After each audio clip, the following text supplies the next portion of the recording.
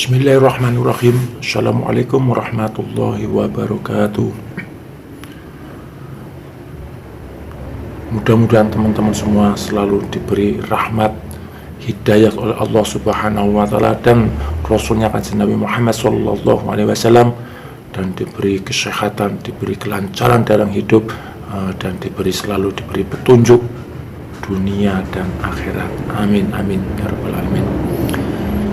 Yang akan berlaku dalam kajian ini bagi Anda, insya Allah ada ayat berikut. Sesungguhnya telah datang dari Tuhanmu bukti-bukti yang terang, maka barang siapa melihat kebenaran itu maka manfaatnya bagi dirinya sendiri, dan barang siapa buta tidak melihat kebenaran itu maka kemudratannya kembali kepadanya, dan aku Muhammad sekali-kali bukanlah pemeliharamu.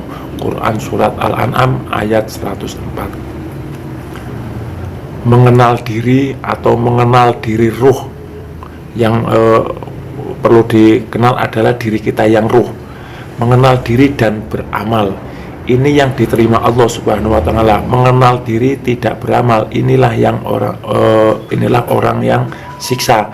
Sebab Nabi Muhammad Rasulullah SAW berilmu dan beramal lagi kedudukannya paling tinggi. Bahkan tidak ada Tuhan yang dijumpai di kemudian hari, hanya Muhammad SAW sebagai syafaatul uzma.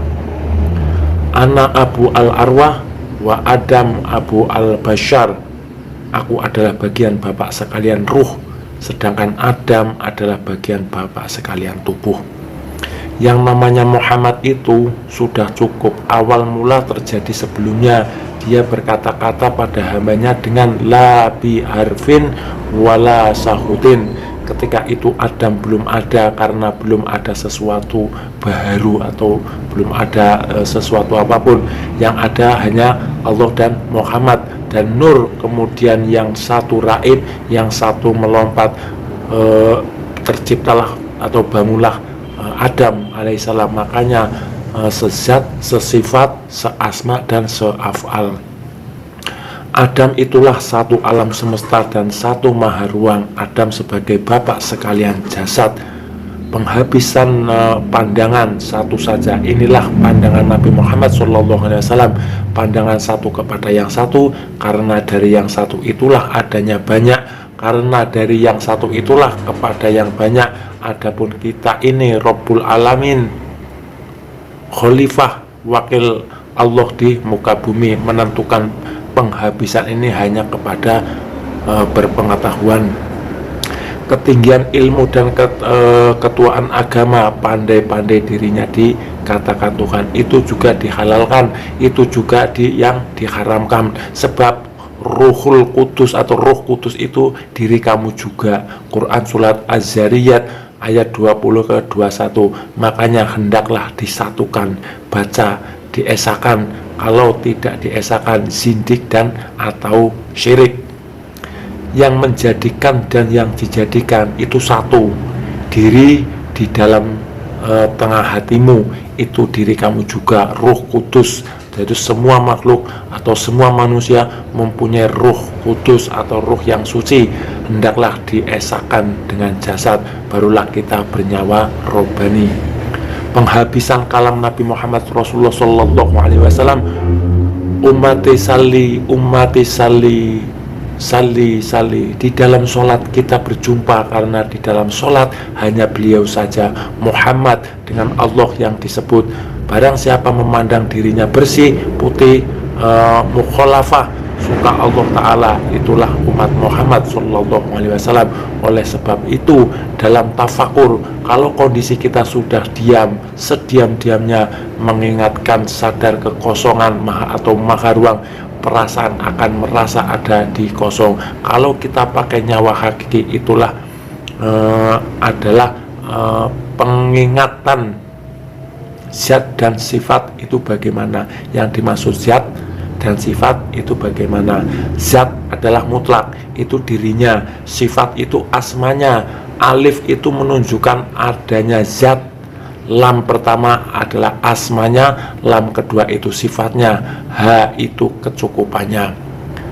pertemuan lam pertama dan lam kedua jadilah sabdu atau tasdid. Sabdu itu nur, yang di atas sabdu itulah Allah Subhanahu wa ta'ala, yang ditunjuk oleh alif di atas sabdu itulah Allah. Adapun zat sifat itu kemahaesaannya inilah sifat jalal. Oleh orang tauhid, sifat jalal itu dikatakan sebagai sifat kebesaran Allah. Az-Zariyat ayat 20. Tuhan terlindungi oleh sifat jalalnya. Sifat jalalnya itu sifat kebesaran Tuhan. Itulah tubuh maha ruang atau kosong. Dan maha ruang itu juga zat mutlak. Zat mutlak ini juga disebut nur ilahi. Inilah kemahaesaan Tuhan.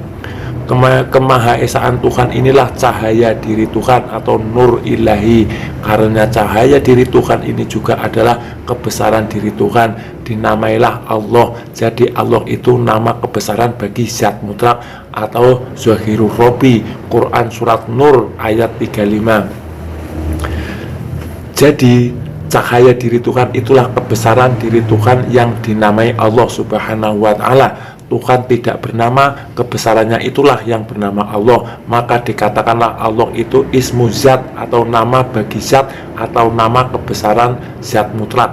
Jadi nama Tuhan yang kita sembah adalah Allah Subhanahu wa ta'ala. Jadi kita harus pandai-pandai menafsirkannya. Yang penting setiap tahun nama mustahil kita kenal pribadinya. Maka dalam ibadah sholat, sewaktu kita takbirul ihram, jangan ada lagi beriktikat yang lain, karena kebesaran Tuhan itu kita tidak tahu. Sudah laisa kamislihi syai'un. Takbirul ihram yang sempurna, waktu menyebut takbir jangan ada hati berkata-kata lagi, jangan ada ingat sesuatu lagi atau mengingat yang ada di dunia, bisa batal takbirnya. Ingat, yang dikatakan niat kamaliyah itu niat yang sempurna, tidak ada lagi berniat ini itu di dalam takbirul ihram.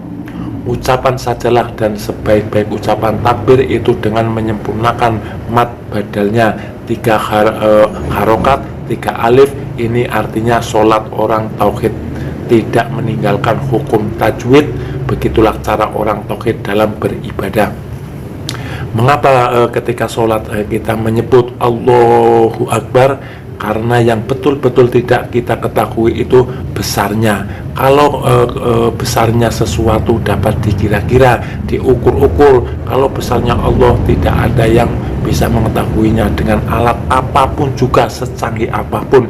Makanya kita nyebutnya Allahu Akbar, karena Allahu utai Gusti Allah, Akbaru itu kang moho agung, jadi sangat besar sekali ya.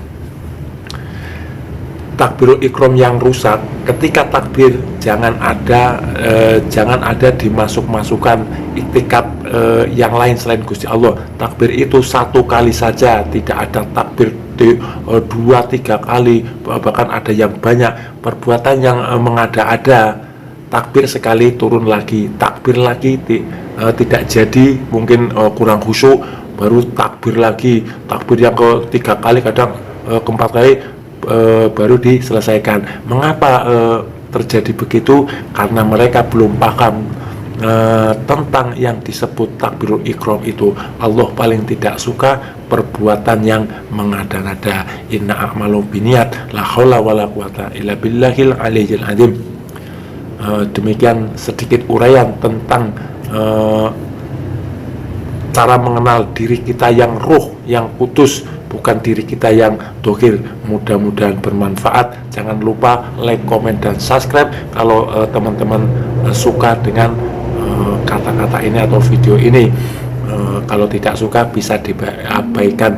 Terima kasih. Wassalamualaikum warahmatullahi wabarakatuh.